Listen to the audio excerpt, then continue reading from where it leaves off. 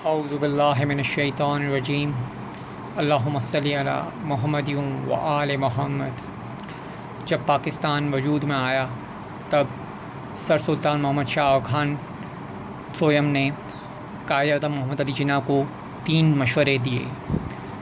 پہلا یہ کہ پاکستان کی قومی زبان کو عربی زبان قرار دیا جائے، اور دوسرا یہ کہ بنگلہ دیش کو پاکستان میں شامل مت کیجیے گا۔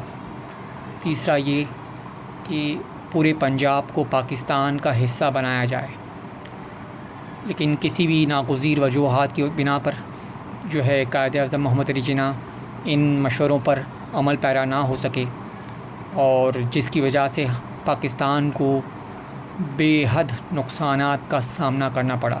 جیسا کہ ہم بخوبی واقف ہیں کہ اگر عربی زبان پاکستان کی قومی زبان ہوتی تو ہمیں عرب ممالک سے کافی مدد ملتی، ٹھیک ہے، ہم ان کے زیادہ قریب ہوتے، اور جو ہے دوسری بات کہ ہم سب سے بڑی بات یہ ہوتی کہ ہم قرآن پاک سے کی سمجھ سے قریب تر ہوتے، ہمیں قرآن پاک اچھے طریقے سے سمجھ میں آتا، اور شاید ہمارے ملک کے حالات جس طریقے سے ہیں اس طریقے سے نہ ہوتے۔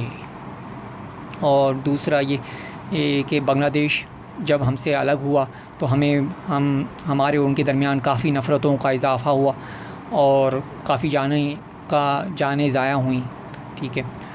تیسرا جو پنجاب میں اگر ہمارے پاس پورا ہوتا تو جو آج جو ہمیں پانی کی وجہ سے جو مشکلات کا جو سامنا کرنا پڑ رہا ہے وہ نہ ہوتا ہمیں، ٹھیک ہے۔ اور تو یہ بڑے ہی گراں قدر اور دور اندیش مشورے تھے سر آغا خان سوئم کے، ٹھیک ہے۔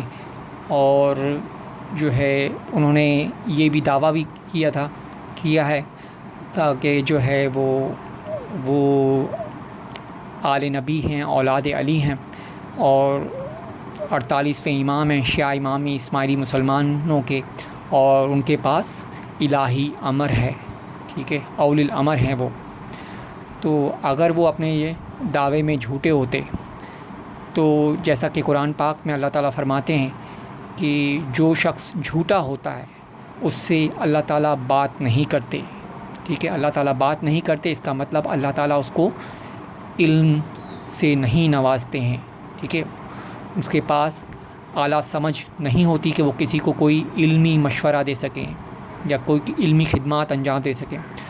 تو سر سلطان محمد شاہ خان سوئم نے یہ بہت زیادہ علمی خدمات مسلمانوں کے لیے انجام دی ہیں، ٹھیک ہے۔ تو آپ پھر بخوبی اس بات سے اندازہ لگا سکتے ہیں کہ ان کی کیا علمی حیثیت تھی مسلمانوں کے لیے، ٹھیک ہے۔ پوری دنیا اس سے واقف ہے، ٹھیک ہے۔ باقی آپ بہتر سمجھتے ہیں، ٹھیک ہے۔ اللہ حامی و ناصر۔